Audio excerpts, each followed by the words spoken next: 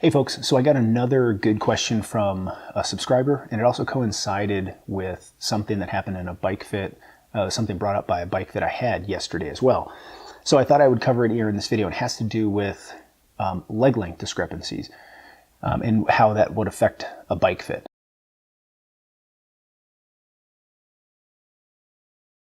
So what is leg length discrepancy? Well, discrepancy just obviously it's just a fancy term for difference. So when you have one leg that is longer than the other. It's important to know first that we can have two types of leg length discrepancies. You can have a structural one and a functional one.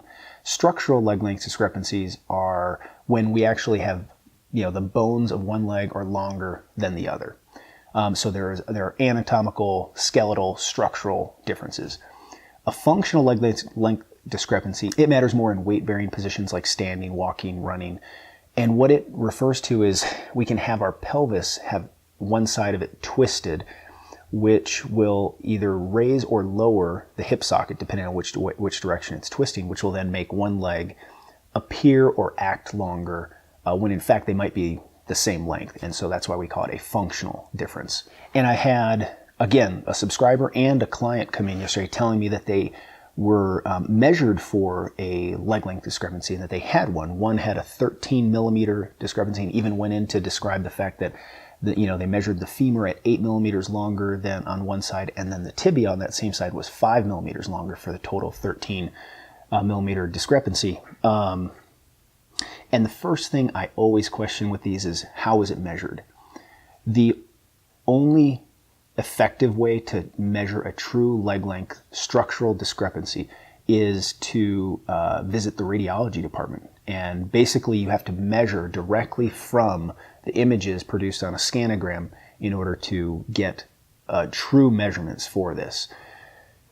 Measuring somebody, and this is something that is taught a number of times. I even learned it in school. Measuring somebody or getting measured by a medical practitioner where they have you in some position, usually lying down, and they measure from they palpate bony landmarks on the legs and measure, from one landmark to the next and give you measurements based on this.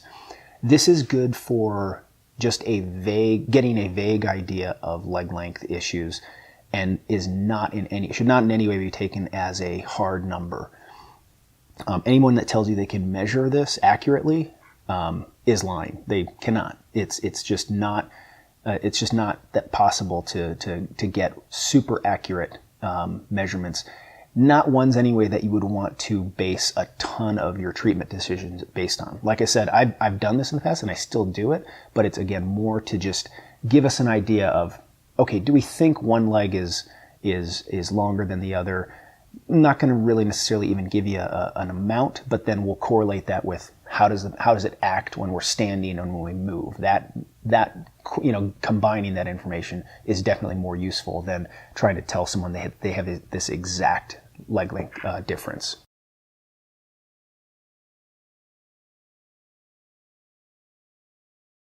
So let's say you do have a leg length discrepancy. My next question would be, are you sure it's causing a problem? The reason I always ask this is because on the bike, a leg length issue can be muted or absorbed actually very easily in a lot of cases. And it has to do with the fact that we have so many contact points through the bike, and there is so much push-pull going on through the different contact points that it's really easy actually to have a leg length issue not really be the primary factor that's a problem. So I always like to make sure that, we test people and in our bike fits and try and be sure that, hey, how much is it a problem and how much of the problem it is the leg length issue. Because many people are surprised to find out that it's other things. Their leg length issue is absorbed pretty reasonably well, but there are other factors that are causing their problems. And for you guys at home, if you're curious about in your own situation, I always have people start with the basics. Check your saddle height. Is it set up right? The saddle fore aft. Are your hips far enough back behind your feet? How about your cleats? Are you bearing enough weight through your feet? Is the reach to the handlebars appropriate such that it allows your your pelvis to sit at the right angle and to sit evenly, because we can have situations where we're drawn far forward on the saddle, and we're drawn unevenly, so one hip sits further forward than the other when perhaps the reach is too long or too low, something like that. So I would always start with these basics first before you decide that, hey, you need to do something about this leg length issue. And the reason we want to be cautious is because there is a danger with correcting a leg length issue with shimming or some other means of building up one side of the leg. It has to do with the idea that the further away we place the bottom of our foot in the shoe, so we have our bottom of our foot, the further we place it from the pedal axle via a whole bunch of ways, whether it's a thick sole of the shoe or a thick insert or orthotic, and then again, if we place wedge shims underneath the cleat, that puts it further away from the center of the axle. It can breed some instability through that side, through that foot, because there is a moment that occurs between now where we're pushing and where the actual pedal is articulating, and so it creates an instability because of the leverage there.